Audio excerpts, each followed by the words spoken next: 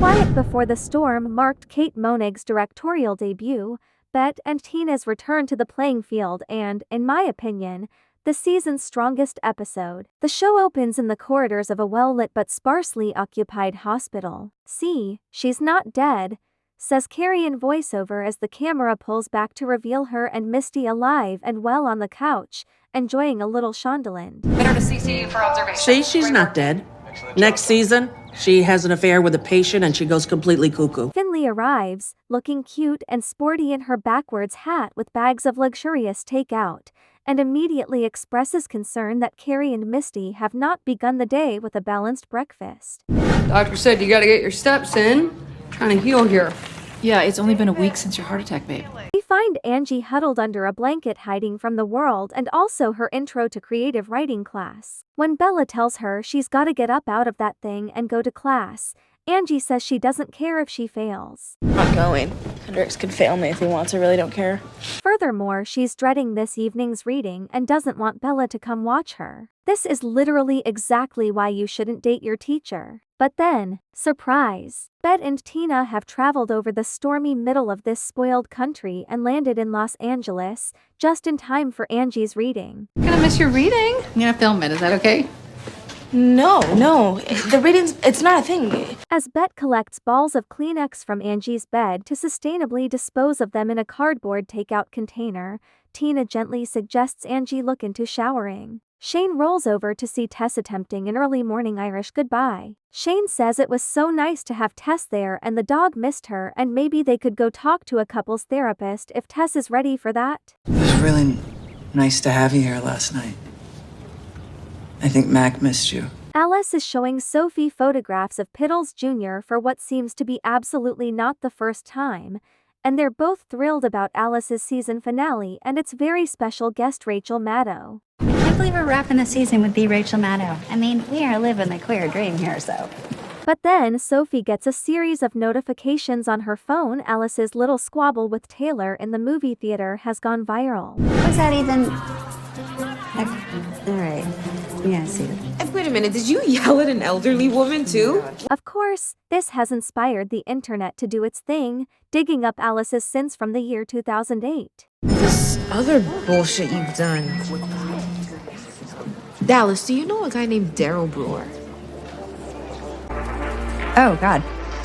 Misty suggests sex as a reward for finishing this little incline, but Carrie hesitates. She wasn't expecting to feel all these feelings with Misty. Misty wasn't expecting to feel all these feelings with Carrie. I wasn't expecting to feel all these feelings with you, you know. Yeah, me neither. Alice is on the phone with Barry and it's not going great. You need to see genuine remorse. If you can't give them that, we think it's best if you cancel the show tonight.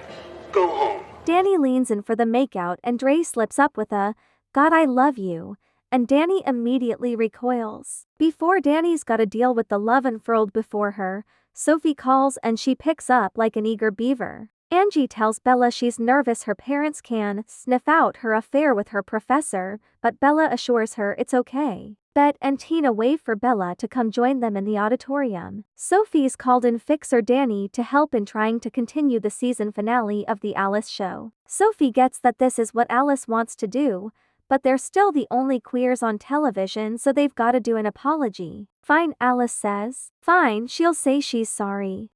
Okay. I'll give you an apology.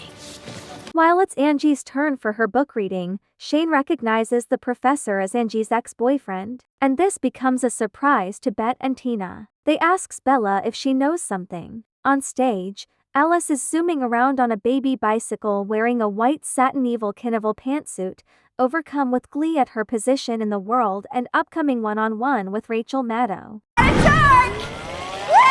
How many cc's is this? Then, Sophie gets the call sadly for Alice and also for us. Rachel Maddow has cancelled. Alice reacts by throwing a little tantrum. Alice storms off and Donnie grabs Sophie by the arm. Is she okay? What happens now? I'm gonna make a fucking show. Sophie grits. What are you gonna do? I'm gonna make a fucking show. Bella is stumbling over her but Tina cannot wait for Bella's disclosure. She is moved by the Lord to stand up and testify. Get your hands off my daughter. Don't speak! What is wrong with you? Sophie manages to continue with the show. They've gotten Margaret Cho to commit to hosting and apparently filled all the other minutes except for a mere 4 to 5 empty minutes, aching to be consumed by another special act. 4 to 5 minutes short without Maddow. Annie suggests Dre can do the empty minutes with a new song and that might just work. Oh, what about Dre?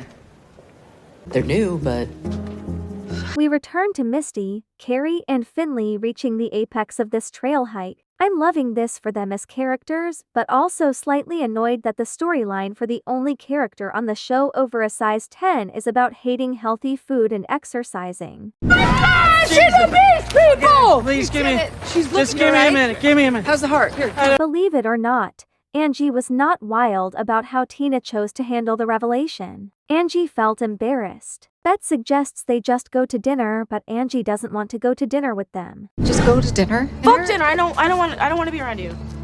Alice is complaining to herself about getting cancelled when she realizes that her emotional support kitten is nowhere to be found. She clocks the window she'd cracked to counterbalance the litter box smell. The kitten has escaped. Shane confesses to Tess that she in fact does not desire a second bar. Shane has an idea of her own, to open a hair salon, but Tess can't see any of that, maybe cause she's drunk or grieving. Shane says she can't do this anymore with Tess. I can't do this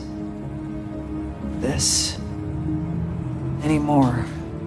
Sophie's abuzz with the thrill of leadership. She's finally got the chance to be in charge of something she's wanted to take over. Dre's here in an interesting outfit and Danny's talking them through all of it, and Dre wants to know if they're just going to act like this morning didn't happen. Danny says this moment isn't about her and Dre. It's about her career. Are we just gonna pretend like this morning didn't happen? Look, this moment is not about that right now, okay? Bette and Tina have foregone their fancy dinner reservations for hamburgers.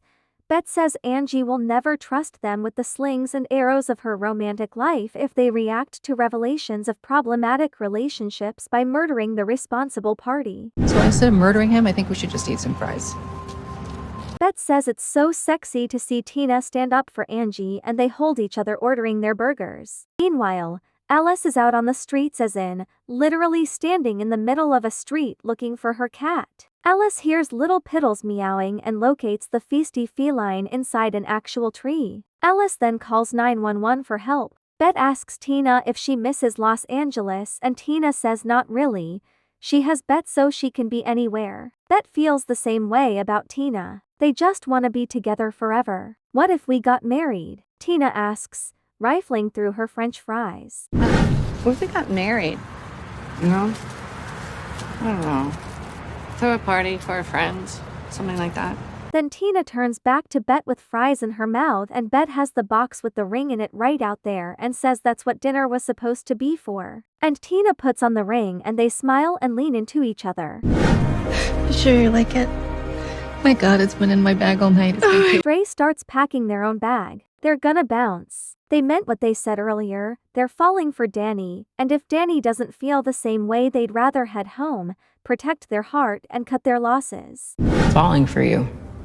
And if you don't feel the same way, I should probably head home. Alice is too consumed by her reunion with her cat when a firefighter removes her helmet mask and says, "Hey, Alice." And that voice seems familiar. It's Tasha. Hi, Alice. Oh my God. Want more queer content?